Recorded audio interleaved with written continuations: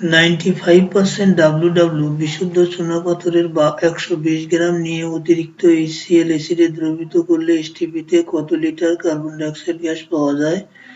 Dinajpur board 19। এইটা আমরা দেখি যে 95% বিশুদ্ধ বলতে যে 5% ইমপিউরিটিজ আছে, অর্থাৎ 100 গ্রামের মধ্যে 5 গ্রাম ইমপিউরিটি থাকে। WW কথার অর্থ হলো দ্রবণ ভর হিসেবে এবং দ্রব ভর হিসেবে ক্যালসিয়াম কার্বনেটে। তাহলে 100 গ্রাম ক্যালসিয়াম কার্বনেটে আছে 95 গ্রাম বিশুদ্ধ ক্যালসিয়াম কার্বনেট। তাহলে ঐকিক নিয়মে 120 গ্রামে থাকবে 95 গুণন 120 ভাগ 100 ক্যালকুলেশন করলে 114 গ্রাম হয়ে যায়। বিক্রিয়াটি হবে calcium carbonate plus HCl, calcium chloride, carbon dioxide, পানি।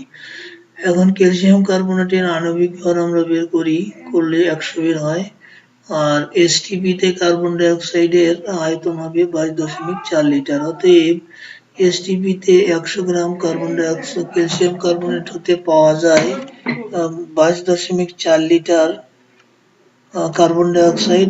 অতএব ঐকিক নিয়মে পাওয়া যাবে 114 গ্রাম ক্যালসিয়াম কার্বনেট হতে পাওয়া যাবে। আমরা ক্যালকুলেশন করলে পাবো 25.55, অর্থাৎ উত্তর হবে ঘ। আমরা দেখলাম যে 60-এর উত্তর হবে ঘ, 25.55।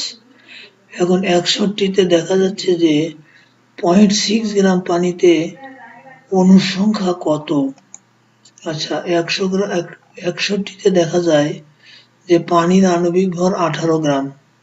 তাহলে 18 গ্রাম পানিতে অণুতে থাকে অ্যাভোগাড্রোর সংখ্যার সমান 6.623 ইন্টু 10⁻23 এতটি। তাহলে ঐকিক নিয়মে আমরা পেয়ে যাব 0.6 গ্রামে 2.01 ইন্টু 10⁻22টি, অর্থাৎ উত্তর হবে 61-টির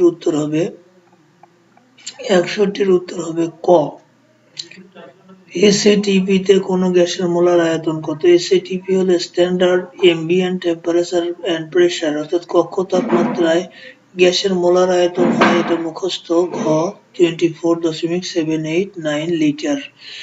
63 একটি নাইট্রোজেন অণুর ভর কত? আমরা দেখি যে 63-তে একটি নাইট্রোজেন অণুর ভর 1 মোল নাইট্রোজেন সমান 14 গুণন 2 28 গ্রাম। অতএব অ্যাভোগাড্রোর সংখ্যার সমান নাইট্রোজেন অণুর ভর হলো 28 গ্রাম। তাহলে একটি নাইট্রোজেন অণুর ভর হবে ওই 28 ভাগ অ্যাভোগাড্রোর সংখ্যা 1000 দিয়ে গুণন করলে তত কেজি, অর্থাৎ 4.65 ইন্টু 10⁻26। 63-র উত্তর হবে গ। 64 অর্ধমোল কার্বন ডাই অক্সাইডে অক্সিজেন পরমাণুর সংখ্যা কত? 1 মোল বলতে এই আণবিক ভর বা এই আণবিক যে সংকেতটা সেটার ভরকে বুঝবো। তাহলে এই 1 মোলে আছে 2টা অক্সিজেন, তাহলে অর্ধমোলে থাকবে একটা অক্সিজেন। তার মানে একটা অক্সিজেনের পরমাণুতে পরমাণু কতগুলো থাকবে? অ্যাভোগাড্রোর সংখ্যার সমান, অর্থাৎ ঘ নম্বর 6.023 ইন্টু এতটা। 65 100 মিলিলিটার ডেসিমোলার দ্রবণে কত গ্রাম সালফিউরিক অ্যাসিড দ্রবীভূত আছে? আমরা 65 এখন দেখি। আমরা জানি S সমান 1000 W ভাগ MV। এখানে S হলো 0.1, M হলো 98 আর V 100 মিলিলিটার। এইখানে আমরা বসায় দিলে দেখি পেয়ে যাই 0.98 গ্রাম। উত্তর হবে ঘ।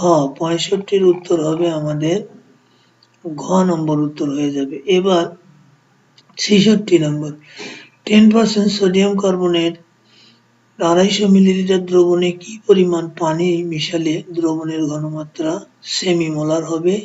এটা সিলেট বোর্ডে আসছিল 2019-এ। আমরা এটার দেখি, এইটা 66 দেখি। 100 গ্রামে আছে 10 গ্রাম, 1000 গ্রামে আছে 10 গুণ হয়ে যাবে, তাহলে 10 গুণ হবে 100 গ্রাম। আর একে যদি আমরা আণবিক ভর দিয়ে ভাগ করি সোডিয়াম কার্বনেটের, তাহলে পাওয়া যায় 9.0.943 মোল। তাহলে আমরা জানি যে V1S1 সমান V2S2, এখান থেকে V2 মানটা বের করে নিলে দেখা যায় 2357.5 মিলিলিটার। অতিরিক্ত এই যেটা পেলাম আমরা সেটা থেকে যদি পূর্বের 250 মিলিলিটার বাদ দিই তাহলে 2107.5 মিলিলিটার পানি মেশাতে হবে। সঠিক উত্তর এটা প্রশ্নপত্রে দেওয়া নাই। 67 নম্বর। এখন আমরা 67 নম্বরে দেখব 250 মিলিলিটার সেন্টিমোলার দ্রবণ প্রস্তুতিতে কত গ্রাম অক্সালিক অ্যাসিড প্রয়োজন হবে। সেন্টিমোলার মানে আমরা জানি যে 1 মোলের 100 ভাগের 1 ভাগ। তাহলে আমরা আবার জানি W সমান SMV ভাগ 100, এখানে S হলো 0.1 আর M হলো অক্সালিক অ্যাসিডের আণবিক ভর 90 বের হয় আর V 250, এখান থেকে W পেয়ে যাই আমরা 0.225 গ্রাম। উত্তর হবে ক। 67 উত্তর হবে ক। এরপর আমরা দেখি 68-তে বলা হলো যে কত গ্রাম ক্যালসিয়াম কার্বনেটকে উত্তপ্ত করলে প্রমাণ অবস্থায় 20 লিটার অক্সিজেন পাওয়া যাবে। এই ক্রিয়াটা হলো যে ক্যালসিয়াম ক্লোরাইডকে তাপ দিলে ক্যালসিয়াম ক্লোরাইড আর অক্সিজেন পাওয়া যাবে। এটা সমতা করলে আমরা পেয়ে যাই 2 mole potassium chloride, 2 mole potassium chloride আর 3 মোল অক্সিজেন। এখানে আমরা পটাশিয়াম ক্লোরাইডের পরিমাণটা আণবিক ভরটা বের করে 245 বের হয়ে যায় 2 দ্বিগুণ করলে, আর মোল হিসেবে আমরা পাবো 67.3 গুণন 22.4 STP তে মোলার আয়তন 3 দিয়ে গুণ করলে 67.2 পাওয়া যায়। এখন 67.2 লিটার পাওয়া যায় 45 গ্রাম 245 গ্রাম থেকে, তাহলে 20 লিটার পাওয়া যাবে। আমরা ঐকিক নিয়মে পেয়ে যাই 72.9 গ্রাম। ঘ নম্বর 68-র উত্তর হবে ঘ। 68-র উত্তর হবে ঘ। এরপর 69 50 গ্রাম ক্যালসিয়াম কার্বনেটের তাপীয় বিয়োজনে উৎপন্ন কার্বন ডাই অক্সাইডের ভর কত গ্রাম হবে। 69 আমরা দেখে নেই, ক্যালসিয়াম কার্বনেটকে তাপ দিলে calcium oxide carbon die oxide পাবো। ক্যালসিয়াম কার্বনেটের আণবিক ভর 100, কার্বন ডাই অক্সাইডের আণবিক ভর 44 গ্রাম। তাহলে 100 গ্রাম থেকে পাওয়া যায় 44 গ্রাম ক্যালসিয়াম কার্বনেট, 50 গ্রাম থেকে পাওয়া যাবে ওই 44-এর অর্ধেক। 100 থেকে 44 হলে 50-এ পাবো আমরা 22 গ্রাম। তাহলে উত্তর হবে খ। ৭৪ নম্বরে আমরা দেখি ৭৪ নম্বরে হাইড্রোজেন পার অক্সাইড ভেঙে গিয়ে পানি আর তৈরি করে অক্সিজেন গ্যাস। এই বিক্রিয়ায় 16 গ্রাম অক্সিজেন তৈরিতে কত গ্রাম হাইড্রোজেন পার অক্সাইড লাগবে। আমরা দেখি যে হাইড্রোজেন পার অক্সাইডের আণবিক ভর বের হয় 68 আর অক্সিজেনের আণবিক ভর বের হয় 32। তাহলে 32 গ্রাম অক্সিজেন তৈরিতে লাগে 68 গ্রাম হাইড্রোজেন পার অক্সাইড। তাহলে 16 গ্রামে কত লাগবে, অর্ধেক লাগবে 68 ভাগ 2 34 গ্রাম। উত্তর হবে খ। ৭৪-এর উত্তর খ। আজ এই পর্যন্তই।